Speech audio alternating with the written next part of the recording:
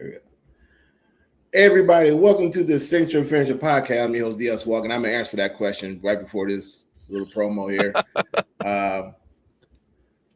Friday, July 3rd. Everybody going to have the day off except for your boy. But what I'm trying to say is on Friday, July 3rd, we're going to talk about AEW Forbidden Door. We want to give it the proper respect it deserves for that pay-per-view. And me and Jamie are going to break down some matches, talk about what's our favorite moments in that matches. And we're also going to talk about, what's next after the main event of Will Ospreay and Swerve. Now, two questions he asked, and one asked, I'm going to pose a question here. Number one, Jaylen Brown's not come to Detroit. He already put it out there that he doesn't want to come to Detroit. That's a popular thing now. The Kawhi Leonard did it. But Kawhi did it because he is about familiarity. So that's why he went back to Toronto. He knows that area. That's why he signed a contract extension. However, he's familiar with San Antonio, but didn't want to sign a contract extension in San Antonio. Go figure. Anybody who is being pursued by Detroit, big time free agent, don't want to come to Detroit. Don't know why. Don't care. Not worry about it. And I will talk about that on the WDR podcast next week. Secondly, Jamie got my niece over here watching Burn Ernie. Hey, he should be watching her, let her watch the Muppets. She watches the Muppets? The old school Muppets. I don't let her watch anything new because it's all terrible. Yeah. This baby's. If you want to know what she's watched more than anything, this kid has watched Pinky and the Brain like nonstop. Because I had to look up. I'm like, where can I was watching some of the stuff now, and it's terrible. Yeah. It just in every aspect of just kids' entertainment, it's terrible. So I'm like, I had to Google who has all the '80s cartoons. Tubi, everything that you need. From me being a kid, Tubi's got everything. So baby's been watching Pinky and the Brain like crazy. So I'm gonna have to save my little niece, and I'm gonna show my little niece the same type of program that I showed my niece and nephew when they was babies. Yo on TV Raps, Teenage Mutant Ninja Turtles, and Bayley. It's the only thing I can do. It's all I can do. I have no problem with Bayley, but we got a few years first. Got to keep the innocence for a little bit. Like if it was a boy, I wouldn't much care. I'd just be like, okay, watch whatever. It's my little girl. She's got to have a couple years before she sees Bayley. Yeah. MTV Raps, I'm not going to do that to her. I'm not going to let her think that MTV ever played music at any point. Yeah, no, I'm talking about, but see, we got to go back to the Ed Lover, Dr. Dre days, on TV Raps. Yeah, I know. That was the best programming on MTV. Don't get me wrong. There was the Real World. I liked the TRL. Cool. I was a fan of Headbangers Ball. Headbangers Ball. That was cool too. But I gotta pop in that Yo on TV Rap so she can understand that Uncle Sean like that good old school rap, hip hop, not rap, ladies and gentlemen, hip hop. Big difference. East Coast rap, hip hop. She gotta learn. She gotta watch. I gotta start off early, real early. That actually, you know what? That's gonna be an assignment for mom and dad. Is that they're gonna have to find the old school hip hop of Dr. Dre, Ed Lover, and get her caught up on the old school rap. So when Uncle Sean come to visit, it's gonna be a pop quiz on the parents. Now, aren't you supposed to be coming here this month? Yes, I am. Well, there you go. Now it's on you. Since you're gonna be here so soon, there's no point in me doing it. You get to do it. No. You gotta do it. That's your responsibility. And third of all, there's another one I just thought of. She need to be watching Fraggle Rock. Oh, I hate Fraggle Rock. She's not watching Fraggle Rock. See, that's why I got to talk to the mother. She got to watch Fraggle Rock. I've never liked Fraggle Rock, even when I was a kid. I'll watch the Muppets. I can't stand Fraggle Rock. I mean, she got to watch it. And everybody who's out there in the social media world watching this show, tell me what type of program will you let your baby watch? Just putting it out there. Oh, mine's watching I heard in the past where babies be crying, mom and dad pop on the music video. Me, Yo on TV Raps. And that's when they not crying. When they cry, we just watch Burn Ernie. We all cry. And we all lose Why are you hating on Bert and Ernie so much? Never been a fan. Big Bird, one thing. Also the Garage, one thing. Bert and Ernie, Elmo, never been a fan. That's all I can say to you. Hey, look. Oscar and the Count are the best anyway. It could be worse. Could be watching Rugrats. Yeah, I wasn't a fan of Rugrats. Most of the Nickelodeon shows suck. Like Rugrats sucked. Doug was the worst. See? Like, she's going to get a steady dose of Ninja Turtles, G.I. Joe, Transformers. Got some She-Ra lined up already. But, yeah, Pound Puppies. I found the Pound Puppies. Yeah, see, Dad over there is going to be there all the time, so he going to get a program that he going to want to watch. Uncle Sean here, who's sporadically going to be around, we're going to be watching Heathcliff every morning. I come visit Heathcliff. I'm okay with I'm preparing her for school. So you preparing her for life. I'm preparing her for school. That's so fair. That, you know, when someone trying to mess with her, she'll think about, oh, Heathcliff. Heathcliff is good. I'm good with it. And she's going to be watching some Shaft, too. So I'm just putting that out there. All right, y'all. And that'll be about it for my little niece, Jessica Jordan, a.k.a. The Boss. Her Very household. much so, yes. Yes. Household. Monday Night Raw. I don't know what you guys think about it, but we're going to let Jamie tell us what he think about it. And what he liked and did not like. Other than him like Triple H. Let's put it this way. It's Wednesday, and I've almost forgotten entirely what happened on Raw. All right. So, the Paul Heyman thing has gotten weird with like the whole Vision thing. Like, they just need to either announce they're breaking up the Vision, or they need to have some sort of plan, because it honestly just looks from the outside that they're just giving up on the Vision with no actual plan for anybody. Like, I wouldn't be surprised if Austin Theory got released. Well, could it be that it'll just be Paul Heyman and Braun Breaker, and Austin Theory will be out? And I didn't mention Bronson Reed because we don't know. I mean, he's got his little vignette that he, or not his vignette. He did who had a vignette recently? No, he has no vignette yet. No, he put a post up after Raw ended,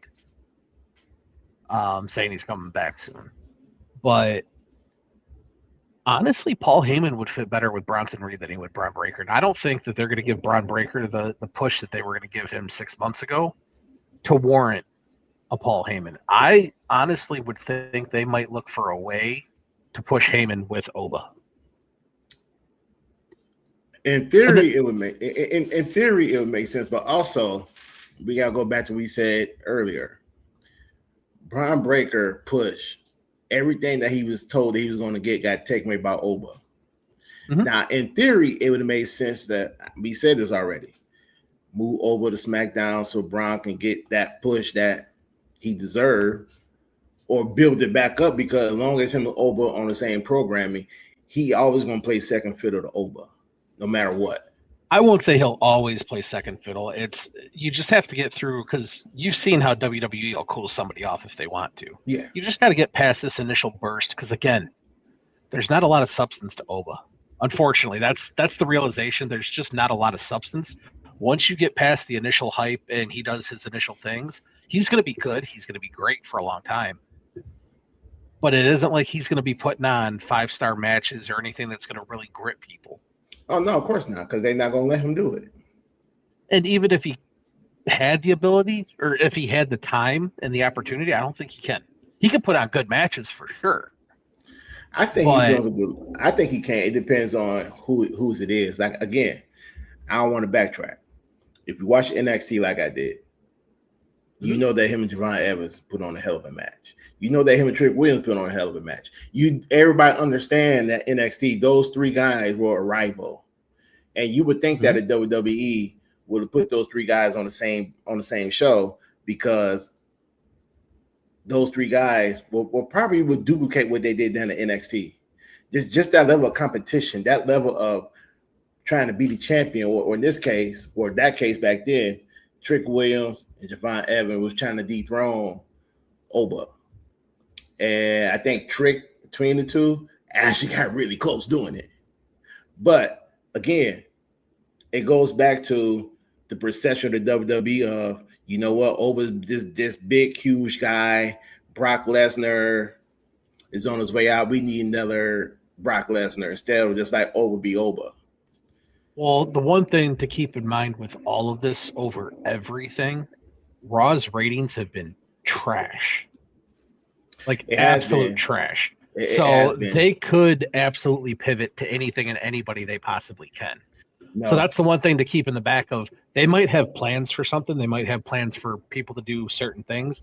And they might throw them all out the window and just revert back to what they know just to try and get ratings back up. Yeah, and I'm starting to understand now, and I'm starting to realize this, is that Netflix, ESPN, or even USA, I can guarantee none of these companies will want to play all these commercials. I can almost guarantee that. But USA especially, because USA is very anti-commercials. Right. However, since the WWE is not putting out a good storytell-based product, and they're just, how did he say it, Jamie? Don't take us too seriously, have fun. Yeah.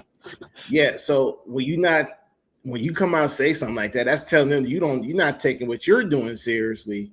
You don't care the fact that we are putting all these commercials on your show because we got to make our money back because you're falling. You're failing. You're not living up to your end of the contract.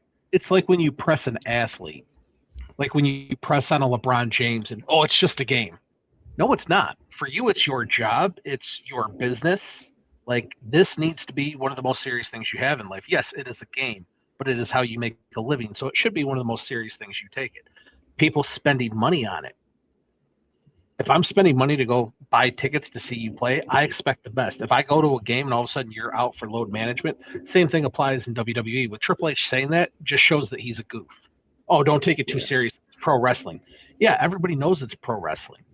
But we expect, if we're going to dedicate our money, our time, our everything, we should get a decent product. And the fact that you can have comedy in wrestling, we all know some of the biggest stars they have are comedic wrestlers. But that doesn't mean that the product has to be terrible. Correct. You know, go back to the Attitude Era. You had funny wrestlers. You had Val Venus. You had the meet choppy your pee-pee whole segment. You had all the ridiculous storylines that Triple H was a part of, marrying a dead chick with Kane and all that other kind of stuff that they did. Like, we get it. But to use that as an excuse of, oh, don't take it too seriously, then why are you making a reality show, basically a docuseries, about your fake backstage stuff that's scripted, but you don't want us to take it seriously? You want to hate on dirt sheets and hate on internet wrestling communities and us doing this show and anybody else doing a podcast of, oh, you guys screw all this up for us, but then you go out and do it yourself. And you don't want us to take it seriously. I mean, it's like they just devalue the wrestling fan just over and over and over again. Every week they devalue wrestling. They devalue the product they put out there. So and it's bad. It's wrestling, really bad. They might say that they're making more money than ever, and that's very well true because the cost of everything. It's just like if you look at movies. Oh, this is the highest grossing movie of all time. But when you look at actual tickets sold, nothing has come close to beating Gone with the Wind. Nothing. But Gone with the Wind's ticket sales were like 15 cents a ticket. So, yeah, you might be making more money than ever because everything costs more now. But wrestling was never bigger, never better than what it was in the 90s when you had WCW running full steam and WWE running full steam. And you're losing viewers now because your product isn't anywhere near as good as that. And they would say, oh, well, you need to get out of the Attitude Era. We're not in that.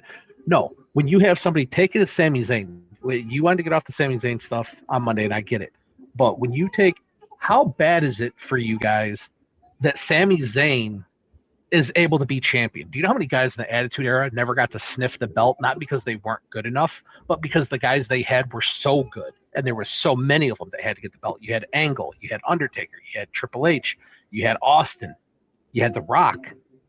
That's 5 guys without even having to think that you're having to bounce the belt back because they're that good, not just in the ring, but also on promos. You wanted to see Steve Austin do his promos. You wanted to see Steve Austin attack Vince McMahon and do all that stuff.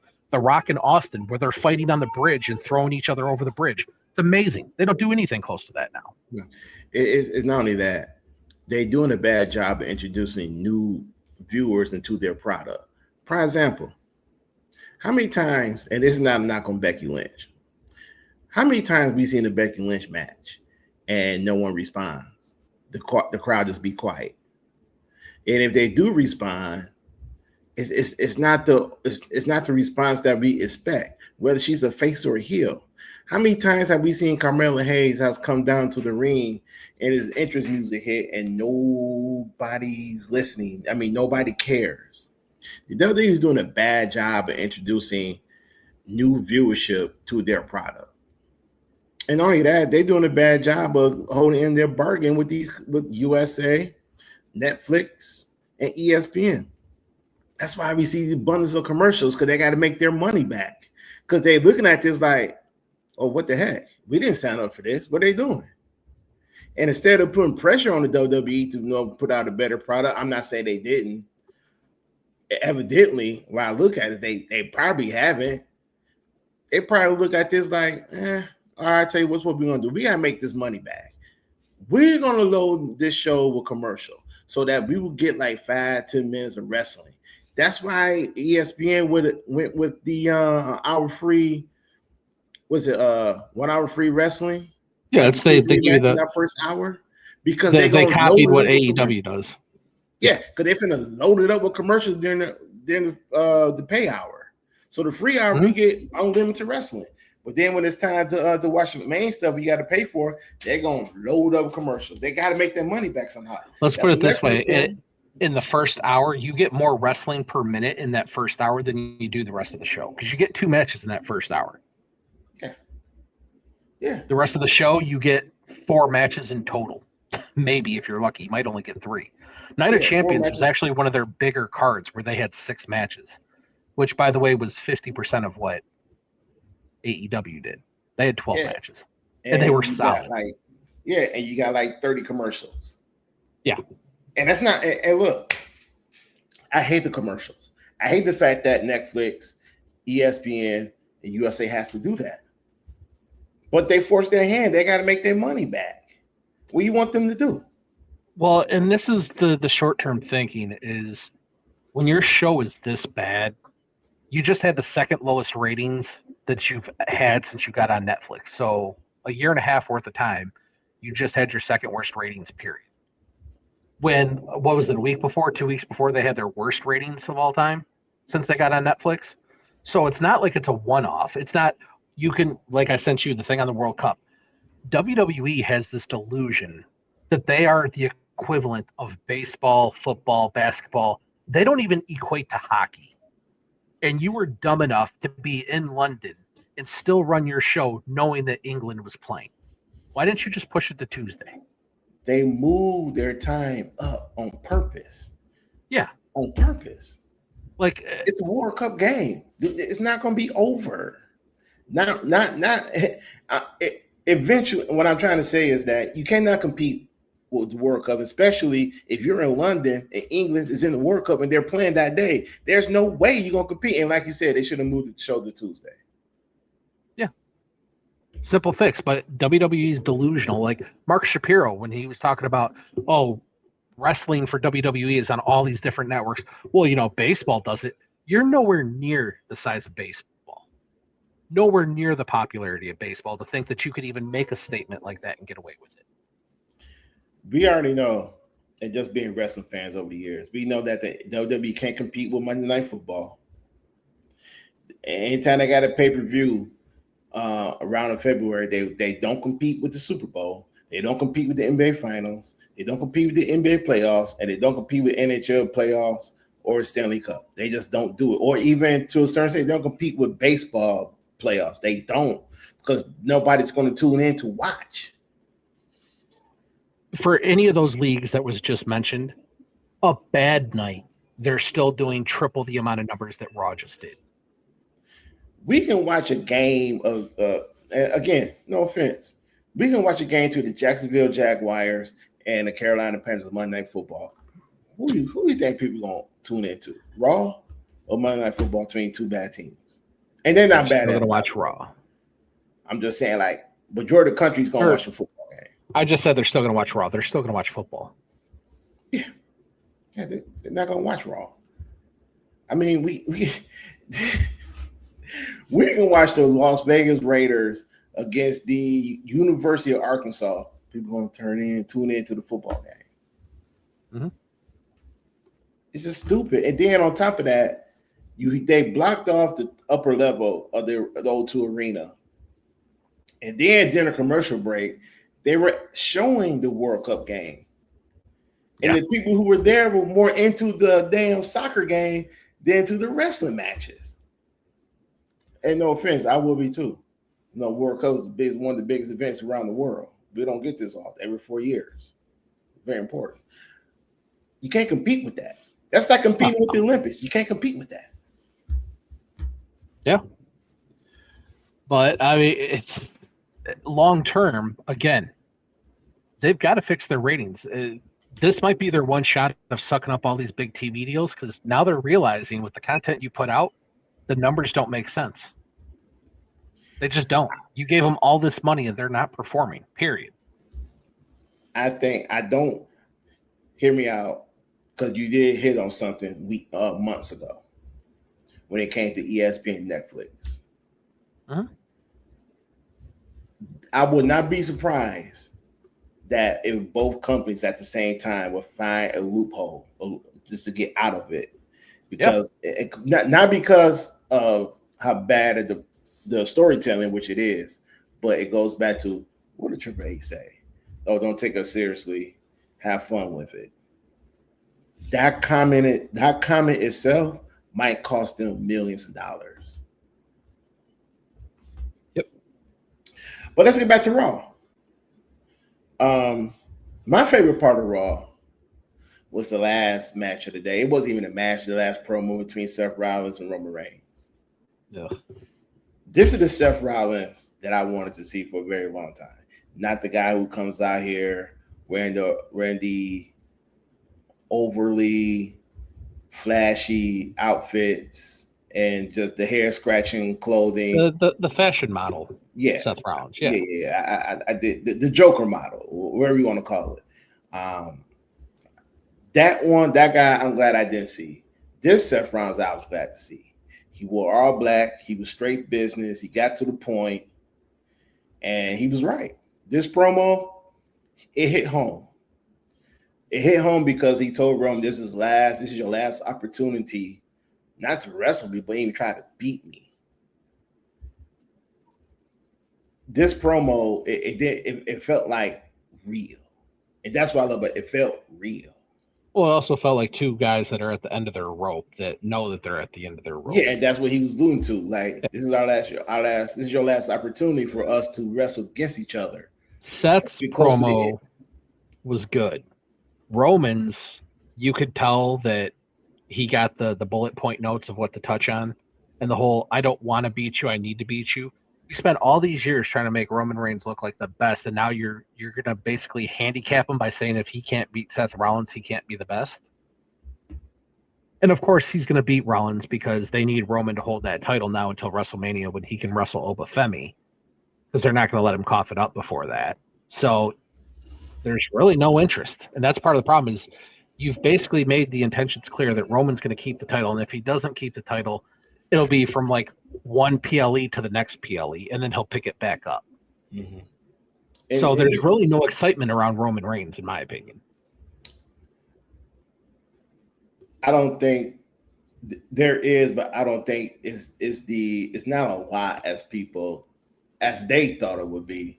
Again, you know, when you're running back a storyline that was supposedly that ended back in WrestleMania 41, and you running it back in a different way, nobody's really gonna care for it.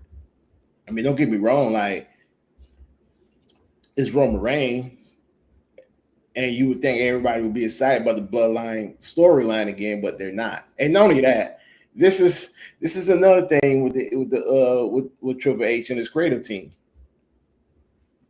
We don't know is Roman a heel or face. We know the Usos are heel. Well, Jay's a heel. We know that Jacob could go either way. Jimmy could go either way. But there's no defined face or heel with this bloodline faction. Well, that's just Triple H's mentality. He doesn't want to define a baby face and a heel, which is part of the problem with your entire product. You have Cody doing heel things, but he still gets cheered all the time. Same with the bloodline. Same with the bloodline. 100% same with the bloodline. Because they want all their top people to be these tweener guys that, well, they can get both ways. No. Part of what makes wrestling great is you have your good guys and your bad guys. Your bad guys go through a period of time where they win because, again, it's circular. You need the bad guys to win once in a while so that the good guys have a credible threat to go against. When you have all these guys that are just tweeners, the emotional aspect of the story is just gone. Once in a while, you can have a guy where, if you look at Steve Austin, everything that Steve Austin did for the most part was heel. But because of who the heel was in Vince McMahon and how he was portrayed, everybody understood Austin, and that's part of what made everybody love him is everybody wants to beat up their boss. Right. Everybody does. But it worked. But with what they do now, they don't want to define roles for anybody, so you can't get invested. Go back to the CM Punk, as we've talked about before, CM Punk, Drew McIntyre. That entire feud, CM Punk was the heel, even though he was the babyface, until Drew ripped off that bracelet. Like the roles were completely reversed for no reason. Even during Raw, when we seen Jimmy Uso versus LA Knight, and we seen that Jay was being a heel. He was doing heel things. He's doing commentary, saying heel stuff. But Jimmy's not a heel. Now, I kind of see they trying to transition Jimmy to a heel. But then you had Solo, who is a heel, he did interfere in the match. Yeah. And he got no reaction. Because what have you done with Solo to make him credible? That you would insert him into, he's one of the antagonists of the bloodline now. Solo hasn't done anything. And that's no fault of his own. I kind of like Solo. But they haven't done anything with him, especially since the Wyatt Six left. Yeah. And have you noticed, and this little things I pick up on, why is he still wearing the bloodline's colors, black and red? I don't know, because Jacob was doing the same thing. He was doing the red and black everything. Yeah, I mean, what's going on here? You think that Solo would have got a suit coat in like the bright, like majestic blue color to match SmackDown, but yeah, he still rocks the red suit everywhere. I don't get it. I don't get it. If you're not part of the bloodline, then why are you wearing bloodline colors? I don't know. It's honestly, the bloodline thing is so exhausting. That's just what I'm saying. It's so unnecessary. And if they can't figure out why your ratings are bad, you're renewing something that was dead. It's like if you tried to bring back the NWO now. Nobody cares. They would be right at this point to put all their eggs in the basket of Oba versus Brock, which, again, completely stupid premise. Now, do I think that they're not going to let Oba take a title shot? No. I think they'll find a way to shoehorn it back in and do, like I was saying, night 1 Brock, night 2 heavyweight championship, or vice versa. To say that you had the King of the Ring tournament and that he won the tournament just to forego the title shot makes absolutely no sense whatsoever. But why would they even try to make the King of the Ring like a freaking Money in the Bank winner? So let's say if he doesn't wrestle for the title at SummerSlam. So basically, what's the whole point of having the Money in the Bank in October if Oba can have his title match at any point in time? He's not supposed to. It's supposed to be a designated shot at SummerSlam. Right. So that's why I'm thinking, like, I don't think they're going to let him pass up on a title match just because it would completely, basically you would have to say you're not doing King of the Ring anymore, which they just brought it back a couple years ago. But you put somebody in there to win it, to then forego a championship match just to wrestle Brock Lesnar. Like, well, let's say that he does. Let's say he does, and then King and Money in the Bank come around October. He would have to be in Money in the Bank, and he would have to win Money in the Bank to ensure that he has his title shot. no, he's obviously going to win the Royal Rumble. Okay, wait a minute. So he won King in the Ring, and you think he win the Royal Rumble? He doesn't. Let me phrase my argument here. He doesn't need to win the Royal Rumble. He doesn't need to win Money in the Bank because he will get a title shot no matter what. But the title shot that he won is supposed to only be for SummerSlam. Right. It's not supposed to be a Money in the Bank thing. I know, but let's say they go through with this and he doesn't get he forego his title shot at SummerSlam. He get a later he foregoes it. No, he just foregoes it. You don't use it, you lose it. I don't think they're going to do that. I think they would, but that's also why I think they're going to have him wrestle 2 matches, one each night. But who will he wrestle? He's not going to wrestle Roman. If he wrestle Roman, he's going to wrestle Sammy or whoever the chump is that has the belt at that time. And that'll probably be what happens. Is they'll have the championship match on night 1 so that Brock can interfere and cost him the match. That way he doesn't have to take the title. And then Brock and him will wrestle. He'll beat Brock, and that'll be the end of it. Well, here's the thing. Rumor has it, allegedly, and I shouldn't say that because Jey Uso alluded to it. He's going to be on SmackDown, and he's going to try to get a title shot against Sammy at SummerSlam. Now, allegedly, the rumor is Cody versus Jey for the number one contendership. The winner fights Sammy. It's just the thought of Sami Zayn wrestling in a world title match at a major PLE. It's like, I don't even care. Did you see his video he posted? No, I try and avoid all things Sami Zayn. Oh man, I forgot the name of the song. It was a Motown song, and he was cruising his convertible, and he had the championship belt on the passenger seat, but on the headrest, and he just smiling. He got his arm like this, and he just cruising. Man, I haven't seen Sammy this happy in my life. Did you see that video I sent you of Sami Zayn back when he was like 19, 20? Yeah. When he was trying to be a brother. According to the bloodline, he is a brother. Samoans are black now. It's just, I do believe that they're going to do that. I truly believe that they're going to forego Oba title There's shot. a very, very short list of people that I would get any sort of excitement watching Sami Zayn wrestle for a title match. And it's the usual names. It's basically Carmelo, Trick Williams. If Kevin Owens came back, that would be the ideal, like I said already. That would be the ideal way to get Kevin Owens back into everybody's mind, is to come back, take revenge on Sami Zayn, and take the title. I 100% agree with that. I believe if there's one guy that Sammy needs to lose the title to, well, there's 2 guys, but the one defining one is Kevin Owens. It makes too much sense. Kevin Owens come back. He was in a feud with his best friend until he had his neck injury. He was feuding with Cody. He actually was feuding with both of them. Yeah. It makes sense.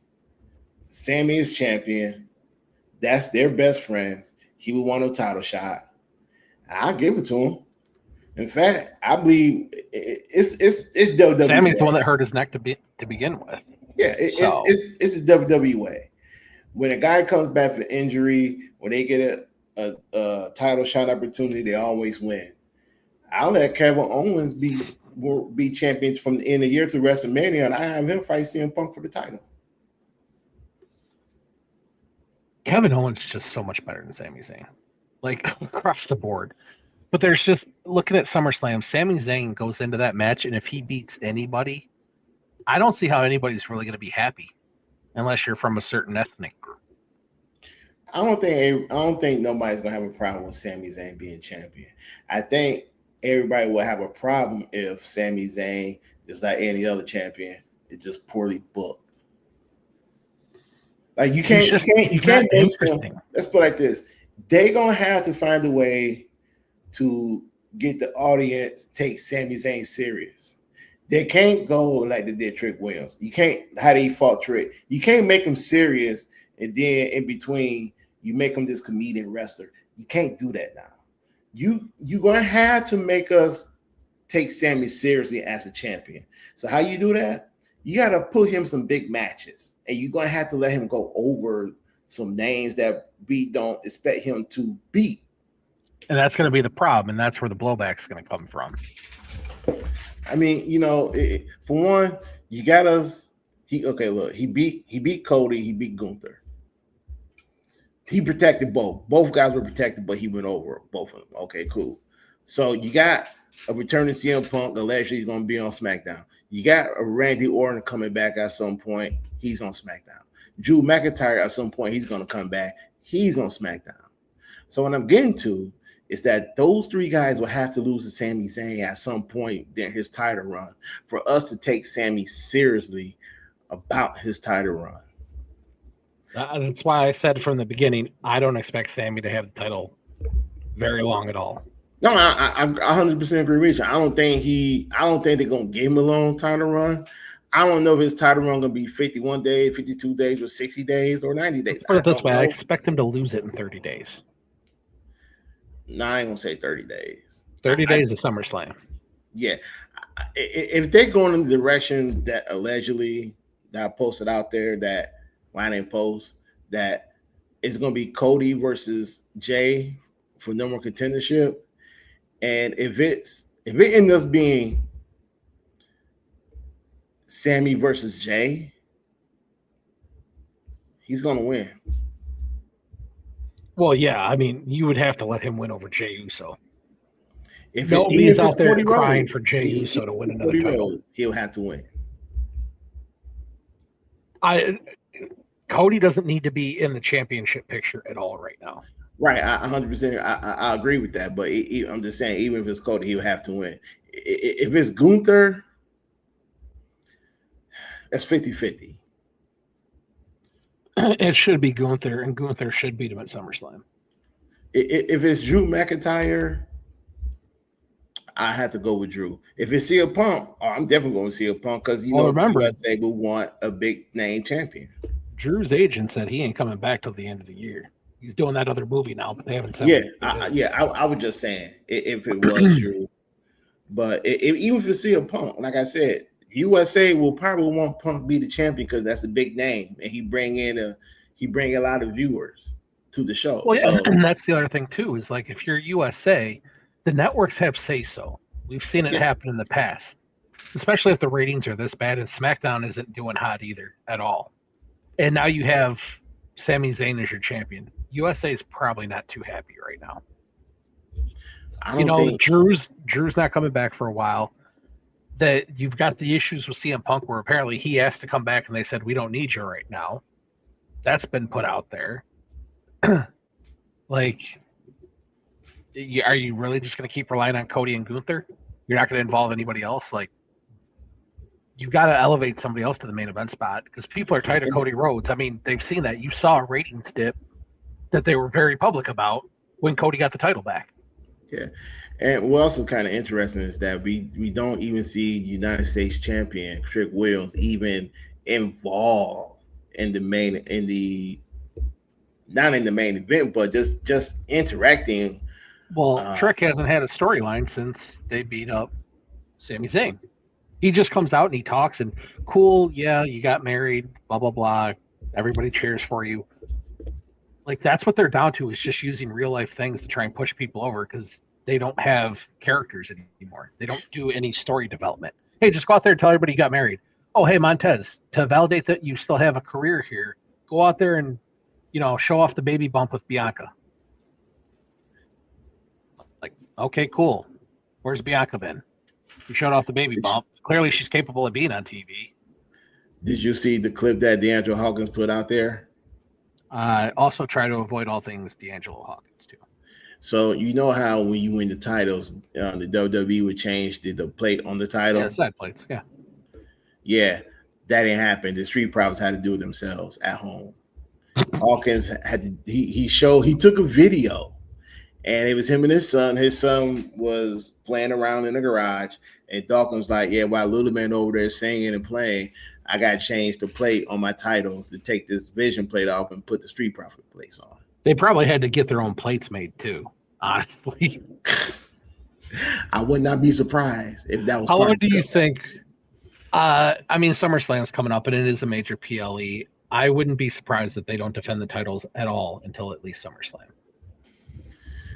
Look, we just seen the Street Profits in the 6-man tag team with Joe Hendry. Oh yeah, another name that I try to forget. Even more. Do you think these guys going to be defending their titles at any time between now and SummerSlam? Well, I told you before they won the titles that if they do, they're not going to defend them. If there is nobody. If they do, it'll be like 1 or 2 title defense. It's so bad. And the other part of the problem is back in the old days, all the titles got defended on like every major show. They got defended. Now you have so many titles, and nothing against the women, but you don't need to have an Intercontinental Women's title and a U.S. Women's title and all that. You don't need that many because all you're doing is limiting the title holders' opportunities to get on TV. There's too many titles in that company, and the titles they have don't matter. Unless you're the women's world champion or the men's world champion or the WWE champion, they don't matter. None of them do. All right. So we got 2 minutes here. What do you think of the Raquel Rodriguez down the number 1 contender for the IC title? Should we, at some point, will we get a title shot against Sol Ruca? They're not going to let Sol Ruca lose. Oh, of course not. So, again, because everything is so out there and so open, there's no surprises in wrestling. Like, and they're so gung-ho on Sol Ruca, even though I'm still a firm believer they called her up too soon.